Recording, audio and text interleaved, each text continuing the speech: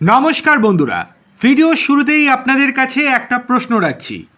গতকাল তৃণমূলের 3 প্রাক্তন সাংসদ বিজেপিতে যোগ দিয়ে রাজ্যসভার প্রার্থী হয়ে গেলেন ড্যাং ড্যাং করে। এটাকে কি আপনারা সমর্থন করছেন? অবশ্যই আপনারা কমেন্ট করে নিজস্ব মতামত জানান। আর এবার চলে আসি একাধিক গুরুত্বপূর্ণ খবরে। 1 নম্বর, প্রায় 250 কোটির লেনদেন, কেনা হয়েছিল বিপুল সম্পত্তি। পুর নিয়োগ দুর্নীতি মামলায় ইডি সাপ্লিমেন্টারি চার্জশিটে সুজিত বসু। পুর নিয়োগ দুর্নীতি মামলায় প্রথম সাপ্লিমেন্টারি চার্জশিট পেশ করল ইডি। 186 পাতার চার্জশিটে নাম রয়েছে সুজিত বসু, তার ছেলে সমুদ্র বসু এবং এক আমলার। ইডির দাবি, চাকরির বিক্রির টাকায় সুজিত বসু এবং তার পরিবারের নামে কেনা হয়েছে বিপুল সম্পত্তি। পুর নিয়োগ দুর্নীতিতে প্রায় 250 কোটি টাকার লেনদেন হয়েছে। তার মধ্যে কয়েক কোটি টাকা আত্মসাৎ করেছেন প্রাক্তন দমকল মন্ত্রী সুজিত বসু। সাপ্লিমেন্টারি চার্জশিট দিয়ে এমনই বিস্ফোরক দাবি করেছে ইডি।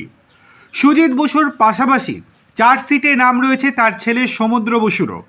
নাম রয়েছে আমলা জ্যোতিষ্মান চট্টোপাধ্যায় এবং 2টি বেসরকারি সংস্থারও। ইডি সূত্রের দাবি, এই দুর্নীতির সময় পুর ও নগর উন্নয়ন দপ্তরের ডিরেক্টরেট অব লোকাল বডিজ বা ডিএলবি ডিরেক্টর পদে ছিলেন জ্যোতিষ্মান চট্টোপাধ্যায়। বৃহস্পতিবার বিশেষ আদালতে চার্জশিট জমা দেয় ইডি। 186 পাতার চার্জশিটের সঙ্গে দেয়া হয়েছে 12,500 পাতার নথি। চার্জশিটে দাবি করা হয়েছে সুজিত বসু একাই 340 জন চাকরি প্রার্থীর নাম সুপারিশ করেছিলেন। তার মধ্যে নিয়োগপত্র পেয়েছেন 284 জন। প্রার্থী পিছু গড়ে 6 লক্ষ টাকা নেওয়া হয়েছে। ইডির আরও দাবি, চাকরি বিক্রির টাকায় সুজিত বসু ও তার পরিবারের নামে কেনা হয় বিপুল সম্পত্তি। চলে আসি 2 নম্বর খবরে। জনগণনা, ফের শিক্ষকদের অংশগ্রহণের জন্য গেল চিঠি। রাজ্যে জনগণনা শুরু হওয়ার কথা আগেই ঘোষণা করা হয়েছিল। এবার সেই কাজে বাধ্যতামূলকভাবে অংশ নেওয়ার জন্য শিক্ষকদের চিঠি পাঠানো হয়েছে। কলকাতা পুর নিগমের তরফ থেকে জেলা স্কুল পরিদর্শকের অফিসে গিয়েছে এই চিঠি। চিঠিতে শিক্ষকদের ঠিক কী নির্দেশ দেওয়া হয়েছে? চিঠিতে জানিয়ে দেওয়া হয়েছে শিক্ষকদের জনগণনার কাজে যুক্ত করতেই হবে। যারা এই কাজে অনীহা প্রকাশ করবেন তাদের বিরুদ্ধে আইনানুগ ব্যবস্থা নেওয়া হবে, হতে পারে জরিমানা এবং জেলও। চিঠিতে বলে দেওয়া হয়েছে 2027 সালের জনগণনার কাজে শিক্ষক, সহকারী শিক্ষক এবং ক্লার্কদের অংশগ্রহণ বাধ্যতামূলক। কোনো যুক্তি না দিয়ে জনগণনার দায়িত্ব পালন করতে অস্বীকার করলে সেন্সাস অ্যাক্ট 1948 অনুযায়ী আইনানুগ ব্যবস্থা নেওয়া হবে। আইন অনুযায়ী দোষী সাব্যস্ত হলে সর্বোচ্চ 1,000 টাকা জরিমানা এবং সর্বোচ্চ 3 বছরের জেল হতে পারে।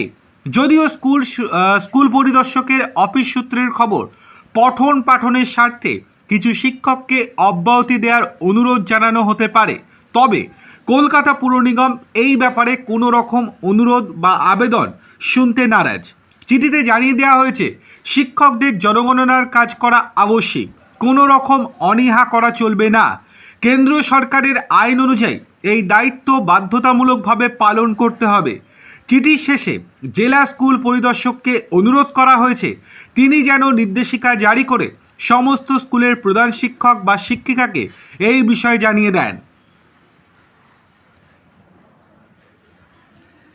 চলে আসি 3 নম্বর খবরে। বিনা প্রতিদ্বন্দ্বিতায় নদিয়ার কৃষ্ণগঞ্জের ভারত বাংলাদেশ সীমান্তবর্তী তালদাহ মাসদিয়া গ্রাম পঞ্চায়েত পুনরায় দখল নিল বিজেপি। 2023 সালের পঞ্চায়েত নির্বাচনে এই গ্রাম পঞ্চায়েতের মোট 22টি আসনের মধ্যে 12টি আসনে জয়লাভ করেছিল বিজেপি এবং 10টি আসনে জয়লাভ করেছিল তৃণমূল কংগ্রেস। সংখ্যাগরিষ্ঠতা হওয়ার কারণে বোর্ড গঠন করেছিল বিজেপি। প্রধান নির্বাচিত হয়েছিলেন বাসন্তী হালদার, উপপ্রধান নির্বাচিত হয়েছিলেন অরূপ সিংহ। তবে এর 2 বছরের মাথায় পঞ্চায়েত প্রধান বাসন্তী হালদার দল বদলে একজন সদস্যকে নিয়ে তৃণমূলে যোগদান করেন। অঙ্ক উল্টে যায়, বিজেপির হাত থেকে পঞ্চায়েত দখল করে তৃণমূল কংগ্রেস।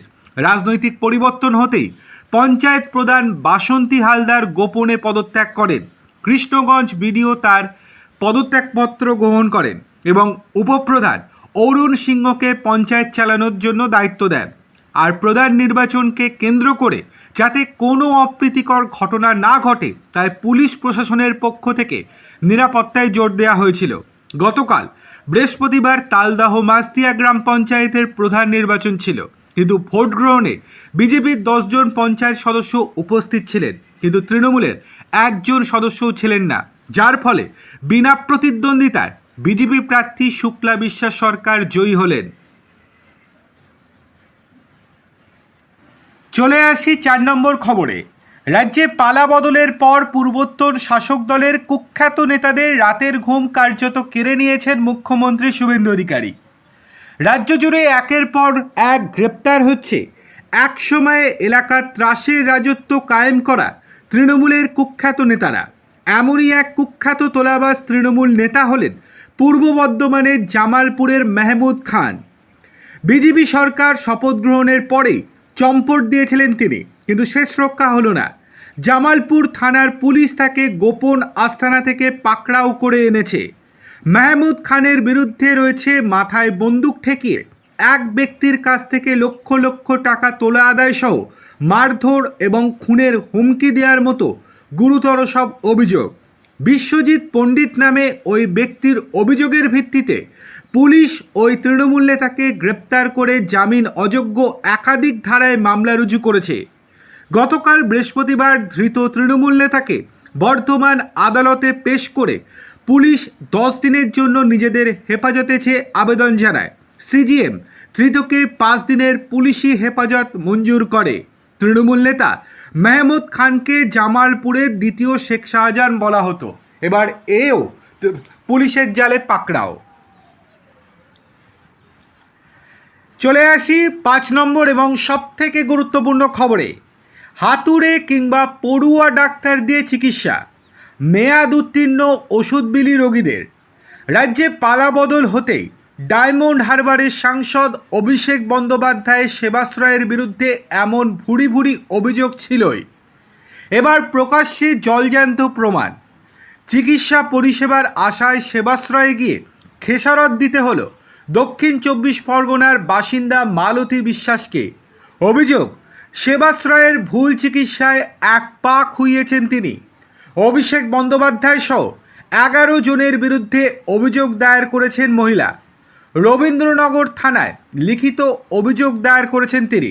অভিযোগ, হাঁটু ব্যথা নিয়ে সেবাশ্রয় ক্যাম্পে চিকিৎসার আশায় গিয়েছিলেন ওই মহিলা। সেখান থেকে প্রাথমিক চেকআপের পর তাকে বেশ কিছু ওষুধ দেয়া হয়। সেই ওষুধ খেয়েই নাকি হাঁটুর ব্যথা ভয়ঙ্কর বেড়ে যায়। ফের সেবাশ্রয়ে ব্যথা নিয়ে গেলে তাকে রেফার করা হয় এমআর বাঙ্গুর হাসপাতালে। দক্ষিণ 24 পরগনার আক্রান্ত বাসিন্দা মালতী বিশ্বাস। এরপরেই হাসপাতাল থেকে পরিষ্কার জানিয়ে দেওয়া হয় ভুল চিকিৎসা করা হয়েছে এবং ভুল চিকিৎসায় পায়ের অবস্থা খারাপ। সেখান থেকে ওই মহিলাকে পার্ক সার্কাস চিত্তরঞ্জনে রেফার করা হয়। অবশেষে ন্যাশনাল মেডিকেলে ওই মহিলার পায়ের অস্ত্রোপচার হয়। একের পর এক রেফার রোগে রীতিমতো দিনের পর দিন পায়ের অবস্থা খারাপ হতে থাকায় তার পা কেটে বাদ দিতে হয়। এই করুণ পরিণতির পর বহুবার সাংসদ অভিষেক বন্দ্যোপাধ্যায় ও সেবাশ্রয় ক্যাম্পের ব্যবস্থাপকদের সঙ্গে যোগাযোগ করার চেষ্টা করা হলেও তারা বিষয়টি গুরুত্ব দিতে চাননি বলে অভিযোগ। রাজ্যে পালা বদলের পর অবশেষে পুলিশের দ্বারস্থ হয়েছেন অসহায় মহিলা ও তার পরিবার। চলে আসি 6 নম্বর গুরুত্বপূর্ণ খবরে। দুর্নীতি, তোলাবাজি ও আর্থিক তছরূপের অভিযোগে তৃণমূলের বহু হেভিওয়েট নেতা এখন জেল হেফাজতে। এই তালিকায় আছেন বিধাননগরের প্রাক্তন মেয়র সব্যসাচী দত্ত। পুলিশ হেফাজতে থাকা অবস্থাতেই সব্যসাচীর বিরুদ্ধে এবার সামনে এলো এক নতুন অভিযোগ। আদালতের রিপোর্ট দিয়ে পুলিশ জানালো 86 বছরের এক বৃদ্ধর বাড়ি দখল করে তারপর সেই বাড়ি ফিরিয়ে দেওয়ার জন্য 46 লক্ষ টাকা নিয়েছিলেন সব্যসাচী দত্ত। এছাড়া চাকরি দেওয়ার নামেও তিনি লক্ষ লক্ষ টাকা তুলেছেন বলে আদালতে জানিয়েছে পুলিশ। সুতরাং আরও বিপাকে যে সব্যসাচী সেটা বলার অপেক্ষা রাখে না। চলে আসি 7 নম্বর এবং শেষ গুরুত্বপূর্ণ খবরে। দীর্ঘ 14 বছর পর শুটিয়ার প্রতিবাদী শিক্ষক বরুণ বিশ্বাস খুনের তদন্তে নতুন মোড়। শনিবার জনতার দরবারে পরিবারের আবেদনের পর মামলাটির পুনরায় তদন্ত শুরুর নির্দেশ দিয়েছেন মুখ্যমন্ত্রী শুভেন্দু অধিকারী। 2012 সালে গোবরডাঙ্গা স্টেশনে দুষ্কৃতীদের গুলিতে প্রাণ হারান এই শিক্ষক।